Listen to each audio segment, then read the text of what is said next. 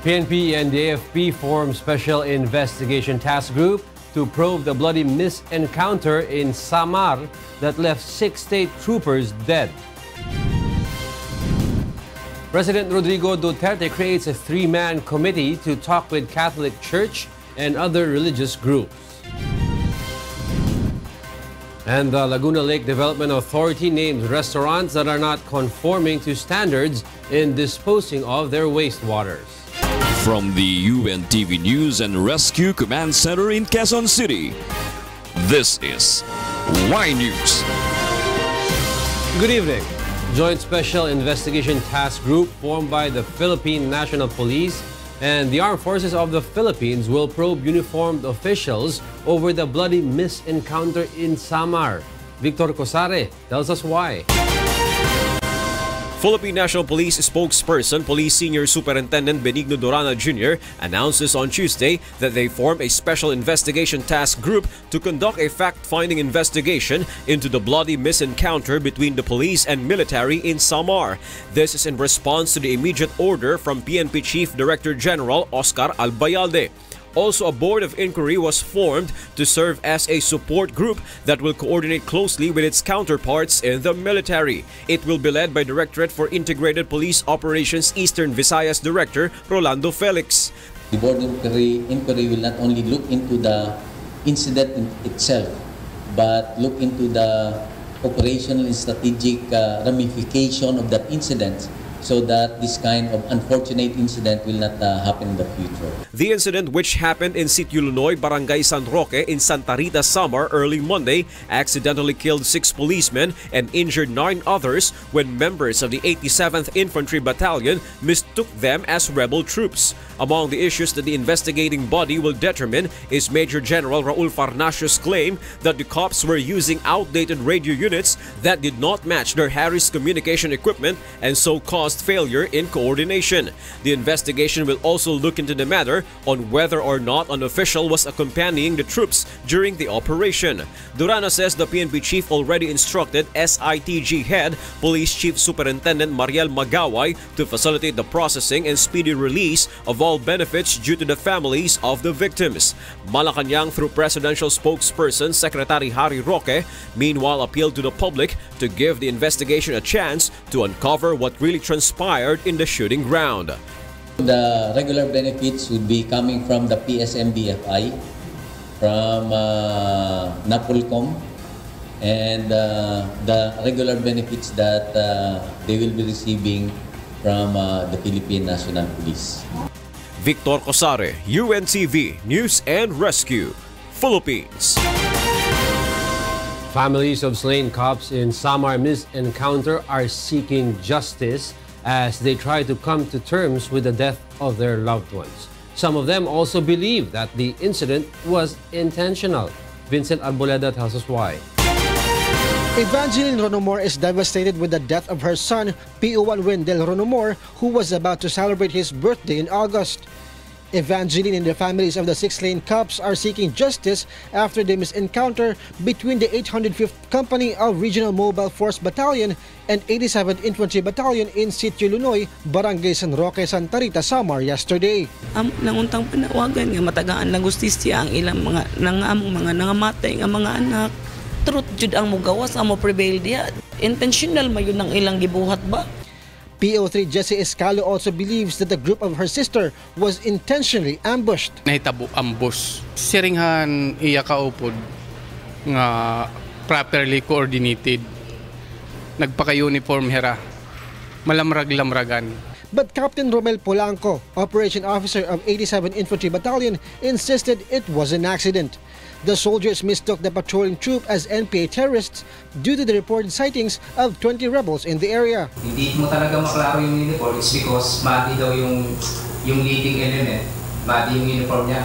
Naputikan na nga, hindi mo na talaga ma-recognize since yung distance, tapos may firearms, siguro yun na yung time na nag-decision yung namin, yung platoon leader. AFP officials meanwhile extend their sympathies to the families of the slain cops. They also assure continuing operation to eradicate insurgency in the region. I would like to extend our condolences sa mga namatay It's a tragic incident really. And hopefully may paabot namin yung aming konting assistance. The PNP meanwhile vows to extend special cash assistance to each slain and wounded personnel, aside from the generous assistance and yearly allowance from PhilHealth.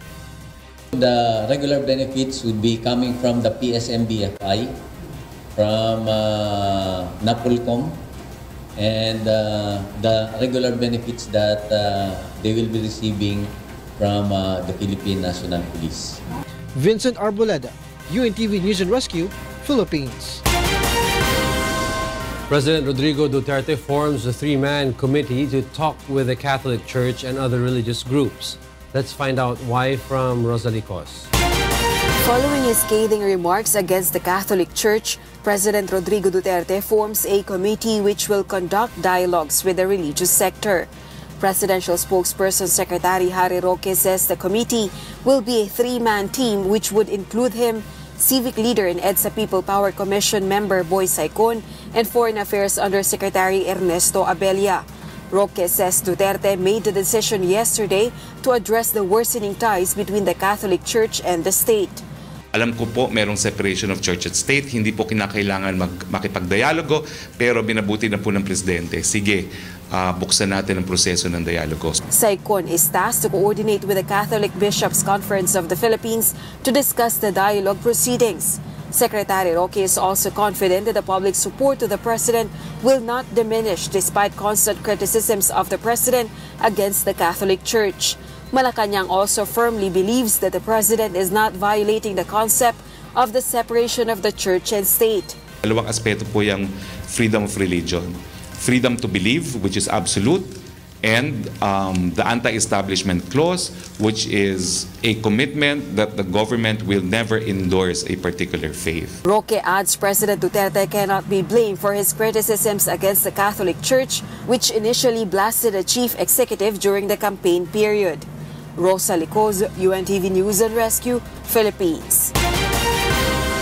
Senators give mixed reactions over President Rodrigo Duterte's move to talk with religious leaders following his scathing remarks against Catholic teaching on original sin. Senator Joel Villanueva said in a statement, "This is a better way to move forward and that we should respect each other's faith and beliefs instead of perpetuating hate." Senator Sherwin Gatchalian also believes that the move is a testament to the leader's willingness to mend the discord between him and the faithful. But opposition Senator Antonio Trillanes said the president's initiative is merely damage control as the remark has spurred outrage from many Filipinos. The Laguna Lake Development Authority is calling on establishments, especially quick service restaurants in Metro Manila, to impose corrective measures in disposing of their wastewaters. Here's why from Gaze Casim. Some lawmakers expressed concern over the polluted river and drainage canals in Metro Manila during a hearing of the House Committee on Metro Manila Development today. Committee Chairman Representative Winnie Castelo says residents in the National Capital Region are facing major health risks if the problem remains unsolved. Water of Metro Manila is now contaminated and we run the risk of an epidemic here. According to Laguna Lake Development Authority, the problem stems from the improper disposal of wastewater of establishments, especially the quick service restaurants. The LLDA notes half of the 10,000 business establishments in Metro Manila that secure discharge permit from the agency are disposing wastewater without conforming to the approved effluent standards, which pollutes rivers and waterways. Ang pinakamarami pong non-complying sectors ay yung po mga quick service restaurants. It refers to Jollibee, McDonald's. LLDA adds a cease and desist order has been issued to those non-compliant restaurants until corrective measures or changes in wastewater treatment process are in place. The House Committee has ordered the agency to fast-track the filing of charges and monitoring against violating establishments to control water pollution. But LLDA says they do not have enough personnel to carry out the mission, noting also the problem in processing permits being issued to various sectors. Ideally, before dapat po ma-issuehan ng mga business permits ay meron dapat pong mga discharge permit na ini-issue, either LLDA or either the DNR. Unfortunately, hindi po yun ang nangyayari. Nauna pong ma-issue ang mga business permits. To temporarily address the issue, the committee directs the Environmental Management Bureau to take over the monitoring of establishments to ensure compliance to standards. Meanwhile, LLDA implements the closure of IPM Construction and Development Corporation and Level Up Construction and Development Corporation for illegal reclamation of garbage dumping activities on shoreland in Taguig City. Grace Casin, UNTV News and Rescue, House of Representatives. The National Food Authority appeals to the public to be vigilant as its imported rice becomes available for purchase in markets within Metro Manila. Ray Pelayo tells us why. The National Food Authority or NFA has begun distributing low-priced milled rice in Metro Manila markets. The NFA rice price remains at 27 to 32 pesos per kilogram, which is of same quality to commercial rice that costs 43 to 47 pesos per kilogram. Maganda ngayon ang NFA, maputi, hindi katulad dati na pangit eh. Tinatangkilik namin katulad namin na mahirap, ayan o, kasi yun lang ang kaya ng bulsa namin. According to NFA Administrator Jason Aquino, the National Capital Region will receive 1.5 million sacks from the total of 5 million sacks that the agency imported from Vietnam and Thailand. Aquino adds they will strictly impose the measures to make sure that the appropriate volume will be delivered to its intended destination. Likewise, he appeals to the public to help the agency in monitoring the supply and retailing of rice in the market. I ask the public kung meron man kayong mga reports regarding diversion or rebagging, report sa amin. To date, the NFA already received 90% of the 250,000 metric tons of rice the agency imported from Vietnam and Thailand for the replenishment of its buffer stocks and distribution to public markets across the country. Ray Pelayo, UNTV News and Rescue, Quezon City. Motorists flying Otis Bridge in Manila are advised to take alternate routes as the Department of Public Works and Highways expects its repair works to last up to a year. Joanano tells us why. The Metropolitan Manila Development Authority closes the Otis Bridge in Bacau, Manila today following a partial collapse of its 10-meter stretch along PM Guanzon Street. Department of Public Works and Highways Manila District Engineer Mike Macud explains the bridge was erected in 1968 and has not been subjected to full rehabilitation since. Apart from aging and weakening foundation, it could no longer hold heavy vehicles considering the fact that its load limit is up to 15 tons only. Meron lang po talaga nakaka-hindrance po sa atin yung mga requirement na paglilipat ng mga poste ng Meralco. At the same time, ito po yung nakaparallel po yung project po natin dyan sa Skyway. Following its closure, the MMDA advises the affected motorists to take the following alternate routes to avoid heavy traffic. For light vehicles coming from Nagtahan, go straight to South Superhighway, then turn right to Zamora Street. Make a left turn to President Quirino Extension going to desired destination. While motorists from South Luzon Expressway, go straight to President Quirino Avenue, then take left to Plaza Dilao. Right to President Quirino Avenue Extension towards UN Avenue. Right to Romualdez, then right to Ayala Boulevard going to your destination. While cargo and trailer trucks are advised to traverse Road 10, then turn left to C3 Road along 5th Avenue, then left to A. Bonifacio Avenue going to North Luzon Expressway, then right to Mindanao Avenue towards your destination. Ayaw man namin, hindi na pwede daanan. No? Bumigay eh. We cannot compromise safety. Okay na mag-traffic, basta safe. No? Umikot na kayo ng mahaba kaysa may ma-aksidente dyan. The DPWH says the closure for repair works might take up to a year as they plan to retrofit the Otis Bridge. Over 40 other bridges in Metro Manila are also in dire need of repair. Joanano, UNTV News and Rescue, Makati City. The song entry of a visually impaired composer from Quezon City makes it to a Song of Praise or ASOP Grand Finals. Leslie Longbowen tells us why. Buhay walang hanggan naman, huwag aking makamit sa Jeffrey Lim may be visually impaired, but his heart sees and feels God's great love. With a heart full of hope, Jeffrey wrote the song Hiling. The entry won a Song of Praise or ASOP's June monthly finals and therefore made it to the grand finals.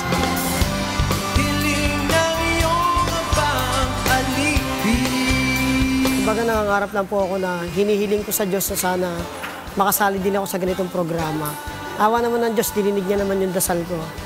The entry's interpreter, Angelo, shares he was inspired not only with the song but also by Jeffrey. Hindi inisip ng composer ko na parang disability yun, na blind siya. Parang mas nag-push pa sa kanya to write more, to create more. Nagsulat na kaagad ako ng mga songs pag uwi ko sa bahay kasi parang iba yung emotion na yan lumabas sa akin. Jeffrey's song is the 8th entry to advance to ASOP Year 7 Grand Finals. Buhay wala hanggan naman buhay, aking makamit sa paraisong langit, sana ako'y makarating. Leslie Longbohan, UNTV News and Rescue, Philippines. Up next on Y News. French labor group urges overseas Filipino workers to fight modern-day slavery. A Taiwanese city council candidate uses President Rodrigo Duterte's photo in campaign advertisement. And Morisette is set to showcase her talent in Cebu and Dubai for Made concert. Stay tuned while Y News will be right back after this break. Filipino workers in high demand in Kuwait following the signing of a bilateral deal for OFW protection. The Integrated Bar of the Philippines nominate Senior Associate Justice Antonio Carpio as next Supreme Court top magistrate. And President Rodrigo Duterte orders the Philippine National Police to take custody of minors who loiter in the streets, especially at night. Philippine Labor Office in Kuwait reports increasing demand for Filipino workers following the signing of a bilateral deal for OFW protection. But foreign recruitment agencies call on the Philippine government to immediately appoint a new envoy to replace expelled Ambassador Renato Villa. Maylene Soriano explains why. At least 50 employers visit the Philippine Labor Office in Kuwait each day to file job orders. Polo Labor Attaché Resty De La Fuente says the demand for Filipino workers picked up again after the Philippines inked a deal for OFW protection with the Kuwaiti government, which paved for the lifting of OFW deployment ban last month. Hindi po bumababa sa 40 hanggang 50 bagong employers ang mga nagsasadya dito sa embahada, dito po sa Polo, upang magpaproseso ng kanilang mga dokumento. Polo assures scrutiny of all submitted applications to ensure compliance with the new policy in deploying OFWs. Under the signed Memorandum of Agreement, Kuwaiti employers are no longer allowed to confiscate the passports of OFWs and that workers must be permitted to use mobile phones, to have 1 day off in a week, and to have a 7-hour rest daily. But Labor Attaché De La Fuente admits there is a need to improve its provisions to expedite employment process. Naman talagang nagkakaroon ng kaunting mga adjustments pa. Pangangailangan sa adjustments, nagiging bukas ang bawat isa. Sinasabi sa atin ng mga employers, sinasabi din ng kanilang pamahalaan kung ano yung dapat pang i-improve. The Overseas Workers Welfare Administration has ordered the foreign recruitment agencies to strictly observe the guidelines in hiring household service workers. Malagyan ng more protection ang welfare o kapakanan, specifically ang household service worker.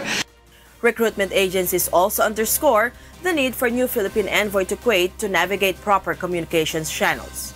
It can be noted that former Ambassador Renato Villa was expelled after he was declared a persona non grata by the Kuwaiti authorities amid a controversial rescue operation on some OFW. Para po sa akin, ang role ng isang ambassador ay ama ng lahat ng Pilipino dito. Hindi ba po mas effective ang isang tahanan kung may ama? Dahil siya yung guide, siya yung navigator. Meanwhile, President Duterte is planning to visit Kuwait by September, according to presidential spokesperson Harry Roque. This is to personally thank the Kuwaiti government on its commitment to take care of the welfare of the OFWs. Maylene Soriano, UNTV News and Rescue, Kuwait. A labor group in France urges Filipino workers to fight modern-day slavery as the world celebrates International Domestic Workers' Day this June. June Garin tells us why. 48-year-old Filipino Jaina Buton has been working abroad since she was 16. She says an Arab family brought her to Paris, where she is now working for 8 years. Buton shares it was not easy for her then, as her employer exploited and overworked her without paying proper wages. Her papers were confiscated and she was often discriminated. She was able to get another employer, but they also abused her and illegally terminated her services. Yung oras ko rin po, hindi po nila sinusunod. Tapos, ayaw ko na po sana magsampa ng kaso. Ayaw ko na po sana magdagdag pa ng problema. Kundi pa po, tapos yung una kong problema, hindi pa po nasusolusyonan. Ito naman po. Buton is among the Filipino workers who attended a seminar organized by Kereker and Comité contre l'Esclavage Moderne, or Committee Against Modern Slavery. The group says foreign workers should know and fight for their rights when they are being exploited by their employers. Hindi sila lumalabas dahil hindi nga sila marunong mag-French. Hindi nila alam, hindi sila nagtatanong kung ano ang rights nila. Basta kumakain sila, natutulog sila, nagtatrabaho sila, nagsisweldo sila. Yung minimum nila, hindi nila alam na napakababa yung binibigay. When we have identified human trafficking victims, we help them to go to the police station. We help them to go to the prefecture to have documents if it's possible. Zita Cabais Obra, a trade union official and a former victim of labor exploitation, also says abused foreign workers, especially Filipinos, should report their situations than suffer in silence to receive appropriate help. Ibinabahagi natin yung mga sitwasyon na nagwagi na, katulad nung kaso ko. Halimbawa lang, natulungan ako ng asosasyon at nasaan ako ngayon. The said labor groups also assured to assist foreign workers caught in a fix like Buton. To date, the group has taken up her case to fight and get her rightful wages and benefits. June Garin, UNTV News and Rescue, Paris, France. The Integrated Bar of the Philippines nominates Acting Chief Justice Antonio Carpio as the next Supreme Court top magistrate. Mai Bermudez tells us why. As the application and nomination for the country's next top judge formally opens, the Integrated Bar of the Philippines nominates Senior Associate Justice Antonio Carpio to the Chief Justice post. In a statement, the largest association of lawyers in the country said that Carpio is the most qualified to lead and manage the Supreme Court and the entire Philippine judiciary, as he is the most senior justice in the High Tribunal. But Carpio earlier said he will reject the nomination to the position, citing his stand to the unprecedented ruling that ousted Maria Lourdes Sereno as Chief Justice. Carpio is one of the 6 justices who dissented from the majority and dismissed the quo warranto petition filed by the Office of the Solicitor General against Sereno. Aside from Carpio, other most senior justices in the High Court, namely Associate Justices Teresita de Castro, Lucas Bersamin, and Samuel Peralta, are also automatically nominated to the post. They may accept or reject the nomination until July 26, 2018. Tradition nila is yung 5 most senior, automatically nominated sila. Kaya lang, so si Justice de Castro, maski na matatapos yung term niya, October pa naman siya, she's still technically qualified. Meanwhile, Albay Representative Ed Salagman believes the 8 associate justices who voted to grant the quo warranto petition against Sereno should reject the said nomination. They should also be disqualified from their respective posts, as they will soon face impeachment complaints on grounds of culpable violation of the Constitution and betrayal of public trust. Mai Bermudez, UNTV News and Rescue, Manila. The Labor Department eyes stricter imposition of law which prohibits employers from setting age limitations in hiring employees. But a group of employers is opposing the said measure. Let's find out why from Monokson. The Department of Labor and Employment are encouraging workers to report companies who violate the anti-age discrimination law. The measure prohibits employers from setting age limitations in advertising job vacancies in media and requiring declaration of age or birth date during work application process. It also bans employers from denying an employee's promotion or opportunity for training and imposing early retirement due to age. According to Dole, age discrimination in workplaces is prohibited and employers are encouraged to hire employees based on their skills and educational attainment. Criminal offense to na yun lang yung ebidensya, pwede na pumunta yung nagko-complain sa piskalya, ipakita niya yon. Pwede na hong i-consider sa piskalya na kaso na po yan sa publisher. Dole reminds employers that violation of the said law is punishable with a fine of 50,000 to 500,000 pesos and an imprisonment of 3 months to 2 years. A group of employers, meanwhile, assures they are ready to follow the law, though they do not agree with its provisions. Sergio Ortiz Luis, acting president of Employers Confederation of the Philippines, says the company management has the right to choose its staff depending on the job requirement. Management discretion yan kung sino gusto niya kuhanin. Huwag mo pilitin na gagawin mo yung kung ano yung dahil may batas ka, pipilitin mo yung mga matatanda, meron naman pwede ng mga bata na umakyat o makakuha ng trabaho. We are forced to follow something that we don't believe in at nakaka-discourage sa mga employers. Dole, however, is determined to strictly implement the law to provide equal job opportunity. Discriminated workers due to age may call their hotline number 1349 to request assistance in the filing of charges. Mon Hokson, UNTV News and Rescue, Manila. President Rodrigo Duterte orders the Philippine National Police to take custody of minors who loiter in the streets, especially at night. Victor Cosare tells us why. President Rodrigo Duterte directs the Philippine National Police to apprehend minors who loiter in the streets amid the crackdown against persons violating local ordinance. Citing the principal parents patriae or parent of the country, the president says it is the government's duty to protect the youth, which is why law enforcement agents must round up teenagers found loitering on the streets for their protection against crime and illegal drugs. The chief executive issued the order in his speech during the outtaking of new elected Northern Mindanao barangay captain in Cagayan de Oro. So, 18. Wala tayong specific 18. Below 18, you arrest the teenagers there around, loitering, because we have to protect our children.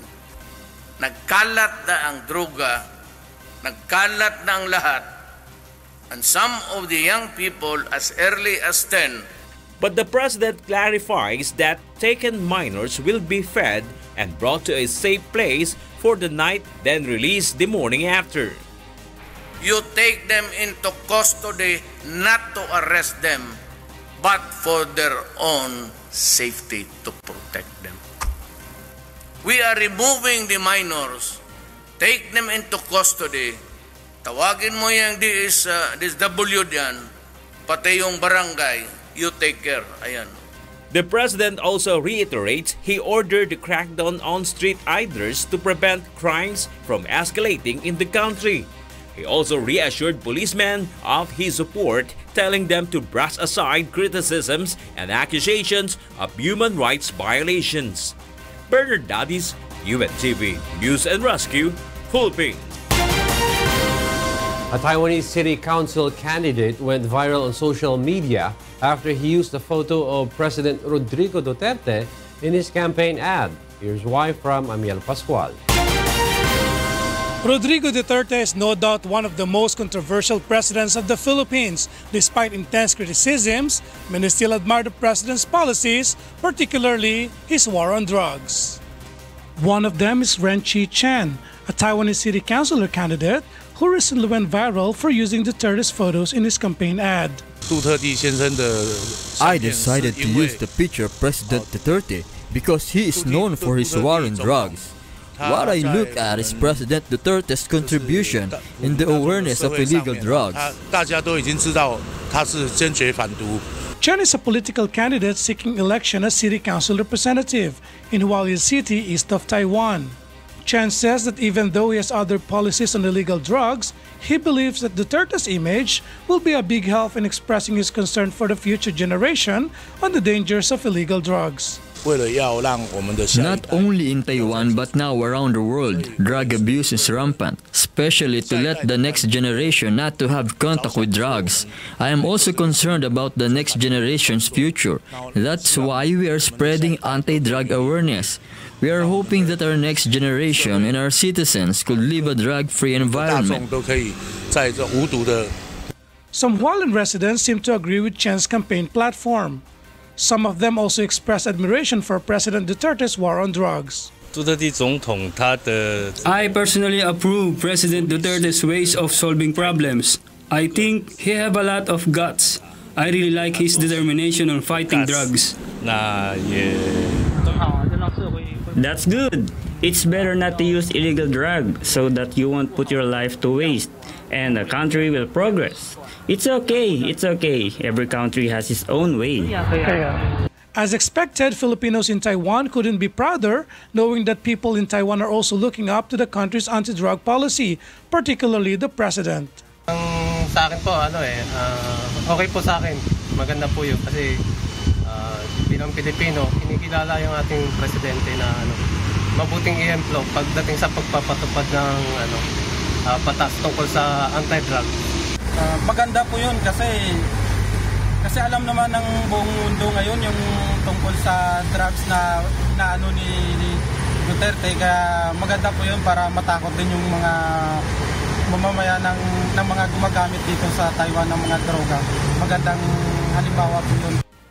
Malacanang meanwhile said in a statement that it is pleased to hear that Duterte's endorsement value is being recognized even in other countries. Hopeful he would win November's election, Chen says he is determined to impose his platform on government and make a difference in his beloved hometown Hualien City, a home to 230,000 people. On President Duterte's impression was his war on drugs and his determination. Even though his way may not be acceptable here in Taiwan, but his spirit is very admirable. Amiel Pascual, UNTV News and Rescue, Taiwan. The Alliance of Concerned Transport Organization, or ACTO, files graft complaints before the Office of the Ombudsman against Land Transportation Franchising and Regulatory Board Chairperson Martin Delgra, the second and board member Ronaldo Corpus. ACTO National President Efren de Luna accuses the two officials of violating the Republic Act 3019, or the Anti-Graft and Corrupt Practices Act, for showing bias in granting franchises for certain transport groups, applying for certificates to operate newly opened public utility vehicle routes. Nakikita namin doon sa mga pabor na mga binibigyan niya ay talagang meron tinatawag na graft and corruption dito. For Modato Unsay, Mayor Andal Ampatuan Jr. asked Quezon City Regional Trial Court to reset the July 4 hearing on the criminal cases in relation to Maguindanao massacre filed against him. In the motion filed by the accused, he insisted that allegations against him are baseless, particularly being the mastermind of the killings of the 58 individuals, including 32 media personnel. And since the Court of Appeals has yet to decide on Ampatuan's bail petition, his camp is willing to wait for the ruling, which may strengthen their case. 12 civilian informants received 7,389,508 pesos in cash rewards from the Philippine Drug Enforcement Agency under the PDEA Operation Private Eye. The cash rewards were personally given by PDEA Chairman Director General Aaron Aquino to the informants. The biggest reward of 2 million pesos was received by a tipster codenamed Ador after his information yielded the arrest of 4 drug suspects and seizure of 44,000 pesos worth of shabu. It can be noted that the reward and incentive scheme was created to encourage private citizens to report any suspected illegal drug activities in their community. Charlie Barredo, UNTV News and Rescue, Quezon City. Fans of Asia's Phoenix Morisette in Cebu and Dubai have something to be excited about. Leslie Longbawan tells us why.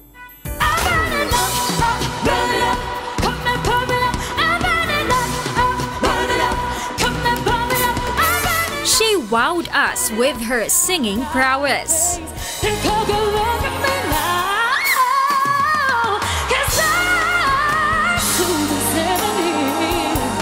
And now, Asia's Phoenix Morisette is ready to amaze her fellow Visayans and Filipinos abroad after her successful Morisette is Made concert at the Big Dome last February. In her Instagram post, Morisette shares how excited she is for her homecoming concert in Cebu. She described it as special since it is the place where she started. Made in Cebu will be held at the Waterfront Hotel in Lahug on July 14. Meanwhile, fans of Morisette in the Middle East are also thrilled to see the young diva. Pag hindi na siya basta-basta singer lang, mag-world class na siya. Kaya excited naman talaga kami nung nalaman namin. Nag-plan kami talagang pumunta ng Dubai kahit manggaling kami dito sa Saudi para lang mapanood siya. Sama-sama nating suportahan si Morisette. Yes, see you guys! Tickets for Made in Dubai are available at the e-ticketing website platinumlist.net. The concert will be held at the World Trade Center Zabiel Hall 2 on August 17.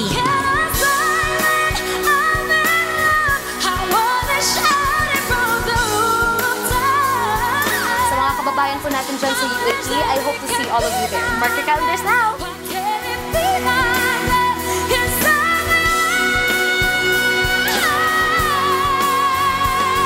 Leslie Longbawan, UNTV News and Rescue.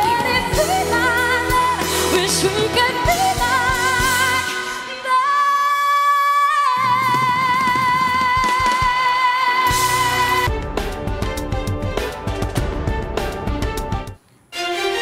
To complete the most significant news for this day, Y News continues. Here are the top stories. The Philippine National Police and the Armed Forces of the Philippines has formed a special investigation task group to probe into the bloody misencounter between the police and military in Samar. PNP spokesperson Senior Superintendent Benigno Durana Jr. says the task group will determine the truth behind claims that the cops were using outdated radio units that did not match military's communication equipment, causing failure of coordination. The investigation will also look into the matter on whether or not an official was accompanying the troops during the said operation. The incident, which happened in Sitio Lunoy, Barangay San Roque in Santa Rita, Samar, early Monday, accidentally killed 6 policemen and injured 9 others when members of the 87th Infantry Battalion mistook them as rebel troops. Durana adds a board of inquiry was also formed to serve as a support group that will coordinate closely with its counterparts in the military. The board of inquiry will not only look into the incident itself, but look into the operational and strategic ramification of that incident so that this kind of unfortunate incident will not happen in the future. Malacanang meanwhile appeals to the public to give the investigation a chance to uncover what really transpired in the shooting ground. So antayin po muna natin ang investigasyon, pero lahat naman po na naging biktima ng sasaktan sa labanan na taong gobyerno, yan po ay pinangangalagaan ng ating gobyerno. Meanwhile, President Rodrigo Duterte forms a committee which will conduct dialogues with the religious sector following his scathing remarks against the Catholic Church. Presidential spokesperson Secretary Harry Roque says the committee will be a 3-man team which would include him, civic leader and EDSA People Power Commission member Boy Saicon, and Foreign Affairs Undersecretary Ernesto Abella. Malacanang firmly believes that the president's move is not violating the concept of the separation of the church and the state. Dalawang aspeto po yung freedom of religion. Freedom to believe, which is absolute, and the anti-establishment clause, which is a commitment that the government will never endorse a particular faith.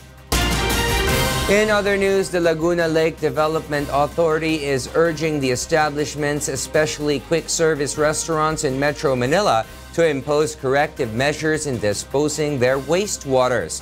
This is following concerns over polluted river and drainage canals that poses major health risks to Filipinos if the problem remains unsolved. According to LLDA, pollutants in waterways stem from wastewaters improperly disposed by thousands of establishments in Metro Manila that are not conforming to the standards. The agency adds a cease and desist order has been issued to these non-compliant restaurants. Ang pinakamarami pong non-complying sectors ay yung po mga quick service restaurants. It refers to Jollibee, McDonald's.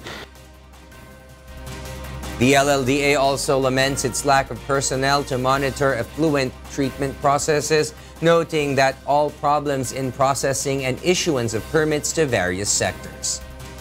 Ideally, before dapat po ma-issuehan ng mga business permits ay meron dapat pong mga discharge permit na ini-issue, either LLDA or either the DNR.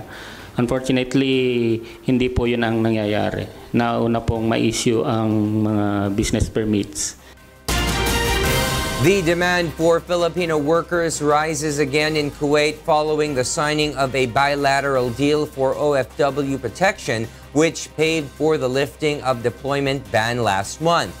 Polo Labor Attaché Resti de la Fuente says at least 40 employers visit the Philippine Embassy each day to file job orders. Polo assures scrutiny of all submitted applications to ensure compliance with the new policy in deploying OFWs. Under the signed memorandum of agreement, Kuwaiti employers are no longer allowed to confiscate the passport of OFWs, and that workers must be permitted to use mobile phones, to have 1 day off in a week, and to have a 7-hour rest daily. However, Labor Attaché de la Fuente admits there is a need to improve its provisions to expedite employment process. Naman talagang nagkakaroon ng kaunting mga adjustments pa. Pangangailangan sa adjustments, nagiging bukas ang bawat isa. Sinasabi sa atin ng mga employers, sinasabi din ng kanilang pamahalaan kung ano yung dapat pang i-improve. Recruitment agencies, meanwhile, call on the Philippine government to appoint a new Philippine envoy to Kuwait to replace expelled Ambassador Renato Villa.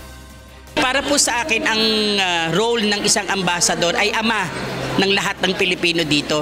Hindi ba po mas effective ang isang tahanan kung may ama? Dahil siya yung guide, siya yung navigator.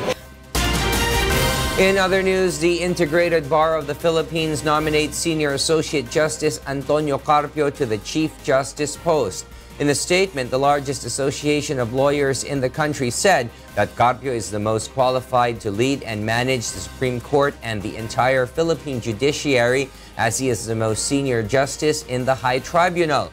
But Carpio earlier said he will reject the nomination to the position, citing his stand to the unprecedented ruling that ousted Maria Lourdes Sereno as Chief Justice. Carpio is one of the 6 justices who dissented from the majority and dismissed the quo warranto petition filed by the Office of the Solicitor General against Sereno. Aside from Carpio, other most senior justices in the High Court, namely Associate Justices Teresita de Castro, Lucas Bersamin, and Samuel Peralta, are also automatically nominated to the post.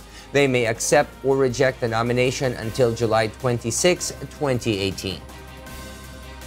Tradition nila is yung 5 most senior, automatically nominated sila.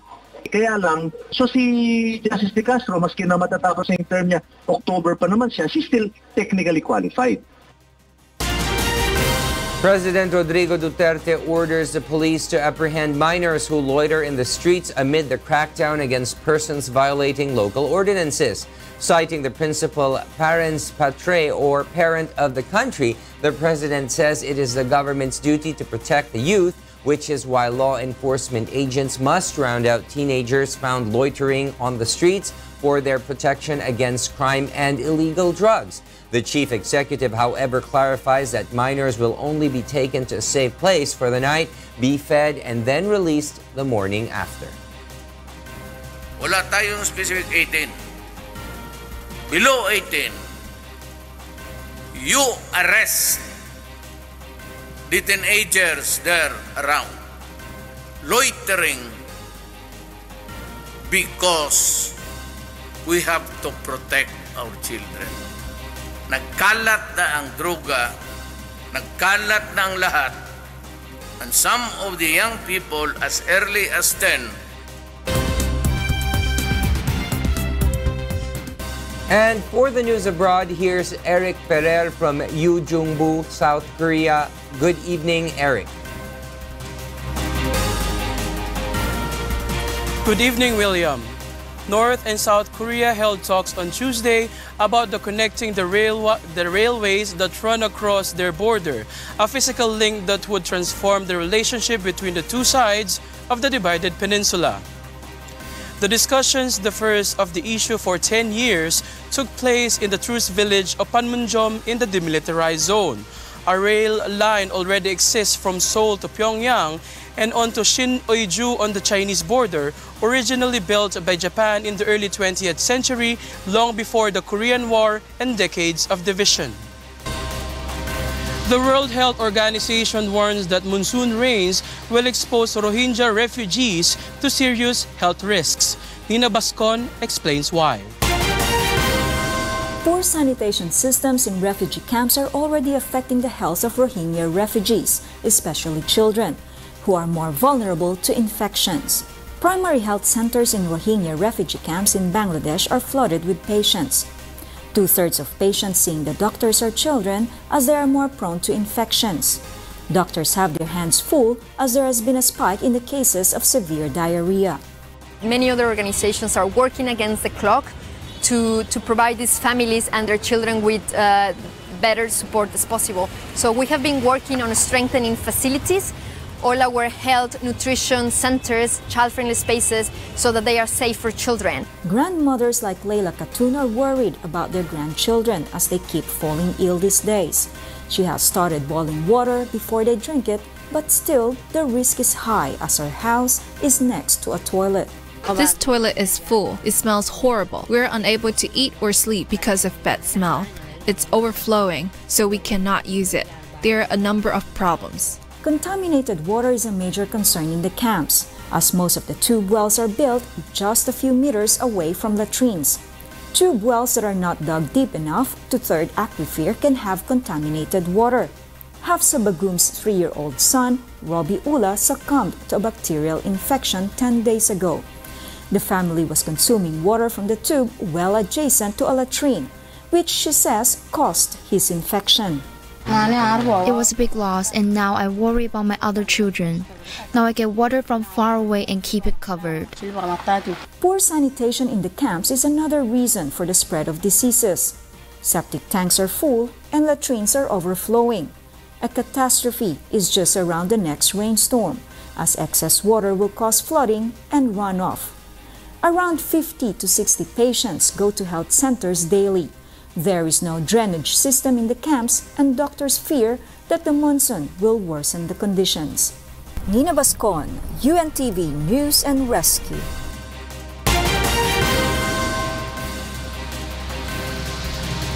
A massive national strike against President Mauricio Macri paralyzes Argentine capital, while in Europe, a rescue ship Lifeline with more than 230 migrants remains stuck in international waters. Here's why from Beverly Saison. In Argentina is brought to a halt by a general strike called by trade unions in protest against a $50 billion International Monetary Fund loan. The General Confederation of Workers is also demanding salary hikes in line with inflation of nearly 30% a year. The IMF agreed to lend $50 billion to President Mauricio Macri's government earlier this month after the local currency, the peso, collapsed. Mr. Macri said he took the decision to avoid an economic crisis.